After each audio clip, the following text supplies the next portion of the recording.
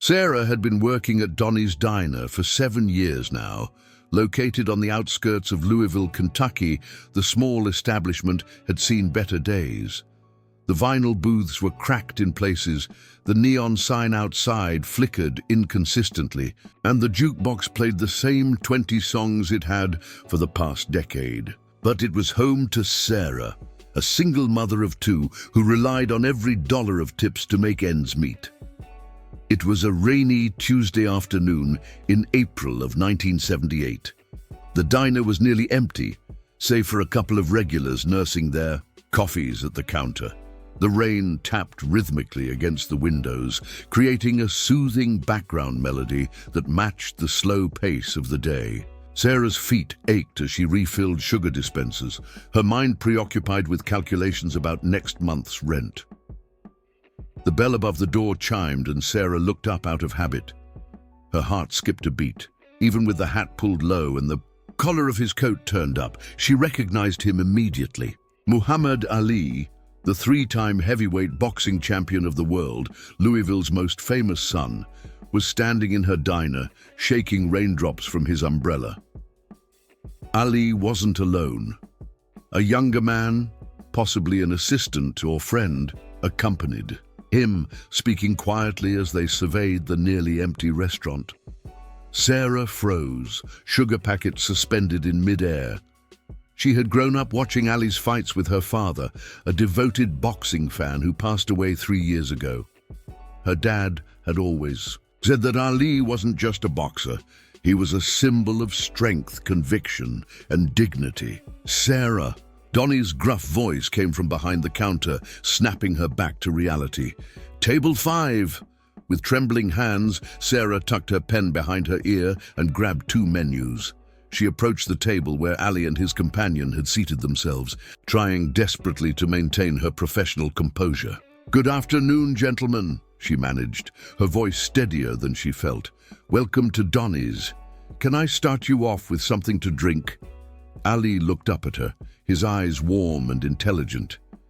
The man who had faced down the greatest fighters in the world and the United States government itself now offered her a gentle smile that immediately put her at ease. "Coffee would be nice," he said, his voice softer than it appeared in interviews, with the slight tremor that had become more noticeable in recent years.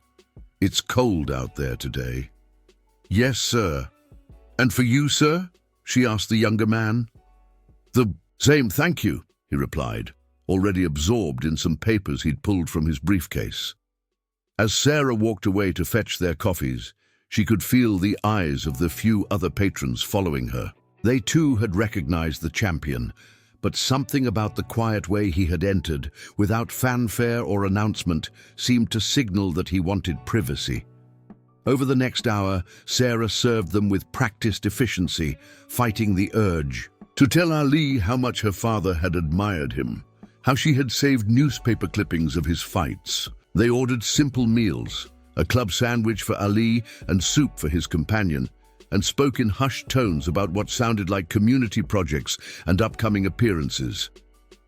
Sarah noticed that despite his fame and fortune, Ali treated her with more respect than many of her regular customers. He made eye contact when ordering, said please and thank you, and even asked her name. When she accidentally spilled a bit of coffee while refilling his cup, he quickly moved his papers aside and assured her it was no problem at all. As their meal came to an end and the companion stepped outside to take a phone call, Ali asked for the check. Sarah totaled it up, $23.40, and placed it face down on the table as she always did. "Thank you, Sarah," Ali said, reaching for his wallet. The food was excellent. Sarah smiled and began clearing their plates. "It was an honor to serve you, Mr. Ali. My father was your biggest fan." Ali paused, his hand hovering over the bill. "Was? He passed away 3 years ago. Lung cancer. He watched every one of your fights, said you taught him courage." Ali nodded, solemnly. "I'm sorry about your father. What was his name?" James Wilson. James Wilson," Ali repeated, as if committing it to memory. He raised a fine daughter. Sarah felt tears threatening to form, but blinked them away. "Thank you, sir." She walked away to give him privacy as he reviewed the bill. When she returned a few minutes later, Ali and his companion had already stood up to leave. The table was empty except for the check presenter. "Have a good day, Mr. Ali," she called as they headed toward the door. Ali turned and gave her a gentle nod before disappearing into the rainy afternoon. Sarah approached the table to collect the payment. When she opened the check presenter, she gasped and covered her mouth with her hand. Tears immediately sprang to her eyes. On top of several $100 bills was a handwritten note. "For James Wilson's daughter. Your father's spirit lives on in you. Keep fighting. Muhammad Ali." The tip was $1,000. If this story has made you feel something already, no matter how small, don't leave without giving something back. Comment and tell me where you're watching this video from, and subscribe to the channel. Sarah stood frozen, staring at the money and note as tears rolled down her cheeks. $1,000. It was more than she made in 2 weeks of shifts. It was her overdue electric bill, new shoes for her kids, and maybe even the start of a college fund she'd always dreamed of establishing. "Sarah, you all right?" Donnie called from behind the counter, his bushy eyebrows furrowed with concern. She couldn't speak. Instead, she held up the note with trembling fingers. Donnie crossed the diner, took one look at the generous tip, and let out a low whistle. "Well, I'll be damned," he muttered. "The champ's still got a heart of gold." That evening, after her shift ended, Sarah sat at her kitchen table long after her children, Lily, age 8, and Michael, age 5, had gone to bed. The rain continued to patter against the windows of her small apartment, but inside she felt warm with possibility. $1,000. It could change everything, or at least provide a moment of breathing room in a life that had offered few such luxuries. She traced the handwriting on the note with her fingertip. "Keep fighting," he had written, like her father used to say. When times got tough, Sarah had dropped out of nursing school when she became pregnant with Lily at 22. Her boyfriend disappeared soon after, leaving her to face parenthood alone. When Michael came along 3 years later, the result of a brief reconciliation, she had fully resigned herself to a life of waiting tables and scraping by. But now, staring at Ali's unexpected gift, something stirred inside her. A memory surfaced of her father sitting beside her on their worn couch, watching Ali in his prime, bouncing on his feet, declaring to the world, "Impossible is nothing but a word thrown around by small men who find it easier to live in the world they've been given than to explore the power they have to change it." By morning, Sarah had made a decision. She wouldn't just use the money to catch up on bills, though some would certainly go toward that. Instead, she would use most of it to re-enroll in nursing classes at the community college. One class at a time if necessary, but she would move forward. The next day, Sarah walked into the admissions office with her head held high. The counselor, a kind woman named Helen with silver-streaked hair, explained that the spring semester was already underway, but she could begin in summer, just 2 months away. "You'll need to pay the enrollment fee today to hold your spot," Helen explained, sliding a form across her desk. "It's $300. Sarah reached into her purse and counted out the money without hesitation. It felt strange to part with the cash so quickly, but also right. This wasn't just spending money. It was investing in a future she had almost given up on. As she walked out of the building, with her enrollment confirmation clutched in her hand, Sarah noticed a flyer on the bulletin board. "Healthcare scholarship for single parents. Apply by May 15th. She took down the information, thinking of Ali's words, "Keep fighting." Maybe this was the next round. That night she sat her children down and explained that Mommy would be going back to school. "But who will take care of us?" Lily asked, her small face serious. "I will, honey. Always. I'll still be working at the diner, but I'll be taking classes too. And sometimes Grandma will help out. Sarah's mother had offered to watch the kids during evening classes once Sarah had called to share her plans. "Will you be a doctor?" Michael asked, eyes wide with childish wonder. Sarah smiled. "A nurse. I'll be helping people who are sick or hurt. Like when I scraped my knee and you made it better?" he asked. "Just like that, but for lots of people," Sarah replied, pulling him into a hug. The next few weeks passed in a blur of preparation. Sarah arranged her shifts around her upcoming class schedule, bought second-hand textbooks, and fixed up her father's old desk in the corner of the living room as a study space. Each night, she would take out Ali's note and read it before going to bed. "Your father's spirit lives on in you." It was a reminder that she wasn't alone in this fight, that she carried within her the strength of those who had believed in her. What Sarah didn't know was that her journey was about to take another, unexpected turn, one that would test her newfound resolve and connect her once again to the man whose generosity had set everything in motion. 3 months later, on a sweltering July evening, Sarah rushed from her shift at the diner directly to her anatomy and physiology class. Summer session was intense, cramming 16 weeks of material into 8, but she was thriving despite the challenges. Her mind felt sharp, engaged in a way it hadn't been in years. Professor Martinez was discussing the cardiovascular system when Sarah's phone vibrated in her pocket. She normally kept it silent during class, but with 2 young children at home, she always stayed alert for emergencies. Glancing discreetly at the screen, she saw a text from her mother. "Michael has a fever, 102.4. Taking him to urgent care. Don't panic, but come when you can." Sarah's heart raced.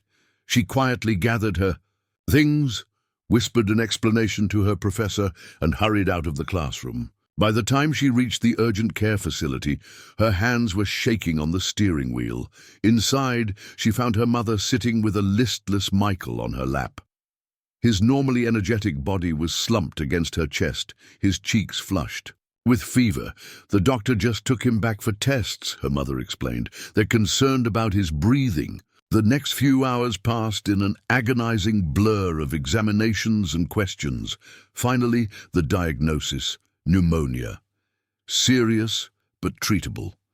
However, Michael would need to be admitted to the Children's Hospital downtown for observation and intravenous antibiotics. As Sarah sat beside her son's hospital bed that night, watching his small chest rise and fall, she calculated the mounting costs in her head. Her insurance through the diner was minimal at best. The hospital stay would easily run into thousands of dollars. The resolve she had felt since receiving Ali's gift began to waver. Perhaps this had been a foolish dream after all. How could she pursue nursing school while caring for a sick child and working enough hours to pay these new medical bills? By morning, Sarah had nearly convinced herself to withdraw from her summer courses and ask for extra shifts at the diner. As Michael slept, she stepped into the hallway to call Donnie and explain the situation. "I hate to do this to you," she began, her voice thick with unshed tears, "but I need all the hours you can give me. Michael's in the hospital and the bills—" "Now hold on," Donnie interrupted. "Before you make any decisions, there's something you should know." After Ali was here, a reporter came asking questions. Apparently, someone tipped off the local paper about his visit. "I mentioned how generous he'd been to you." Sarah's breath caught. "You told a reporter about the tip?" "I did, and I hope you don't mind. Thing is, they ran a small story about it. In the Louisville Courier. Nothing big, just a human interest piece about Ali's generosity to a local waitress. But this morning, I got a call from Ali's foundation. They want to talk to you." That afternoon, while Michael napped under the watchful eye of Sarah's mother, she met with a representative from the Muhammad Ali Center in the hospital cafeteria. The woman, Jacqueline, explained that Ali had been touched by the newspaper story. and remembered Sarah clearly. The champ has a personal interest in healthcare accessibility, Jacqueline explained. His battle with Parkinson's has shown him firsthand the importance of quality medical care. When he learned you were using his gift to pursue nursing education, he was deeply moved. Sarah listened in disbelief as Jacqueline outlined the foundation's offer. They would cover Michael's medical expenses through their community health program, and furthermore, they wanted to offer Sarah a partial scholarship for her nursing education. "Mr. Ali believes in your fight, Sarah," Jacqueline said, sliding an official letter across the table. "He sees in you the same determination he's carried throughout his life." That evening, as Sarah sat beside Michael's bed watching his color slowly return to normal, she unfolded Ali's original note from her wallet. "Keep fighting," she whispered to herself. Tomorrow would bring more challenges, but today she had been given the strength to continue. 2 years later, on a crisp autumn day, Sarah adjusted her nursing cap in the mirror. Her clinical whites were pressed and spotless, her comfortable shoes polished to a soft shine. Today marked the beginning of her final semester of nursing school, an achievement that had once seemed as distant as the stars. The journey hadn't been easy. There had been nights of studying until dawn, after closing shifts at the diner, times when the children needed her attention while deadlines loomed, moments of doubt when exams proved challenging, or when financial worries crept back in, despite the scholarship help. But through it all, Sarah had kept fighting. Donnie had rearranged her schedule countless times to accommodate her classes. Her mother had provided childcare and emotional support. Even her professors had occasionally extended deadlines when they saw how hard she was working to balance everything. And today, she would be starting her pediatric rotation at the very hospital where Michael had been treated for pneumonia. Life had come full circle in the most unexpected way. As Sarah prepared breakfast for the children, Lily, now 10 and in 5th grade, Michael 7 and thriving in 2nd, she heard the familiar chime of the morning news on their small television. Local news today: Louisville mourns the loss of its greatest son. Muhammad Ali passed away yesterday evening at the age of 74, surrounded by family and friends.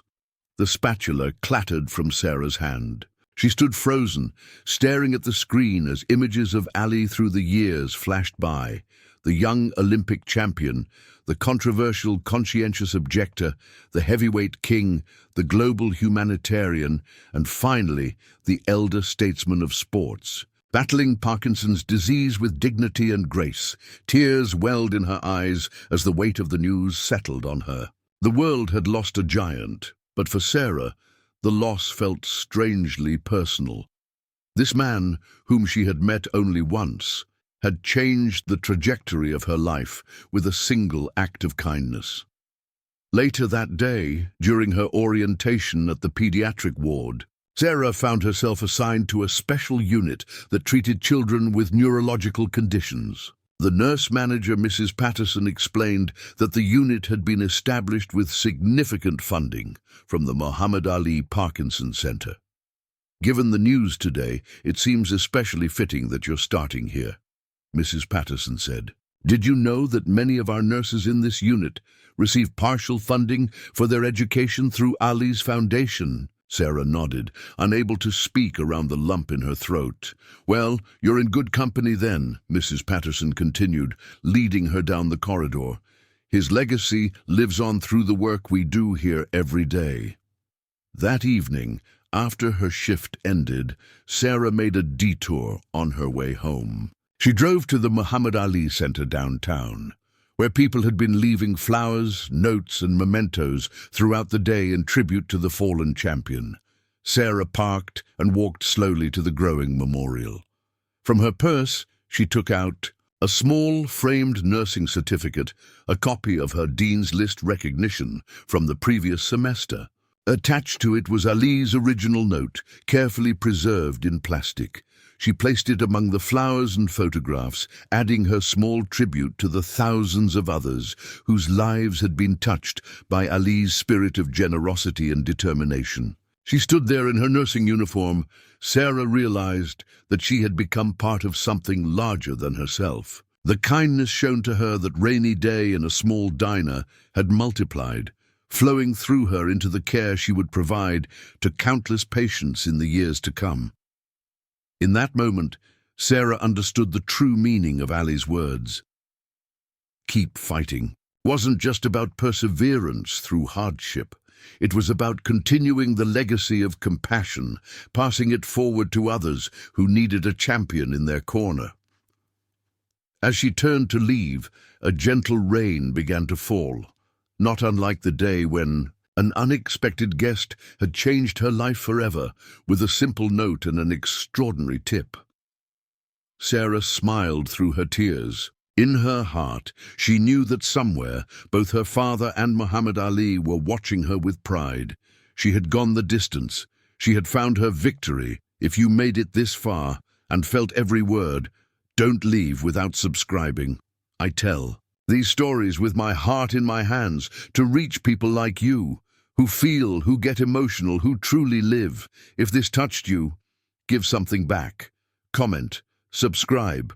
Come be part of this family with me until the next video.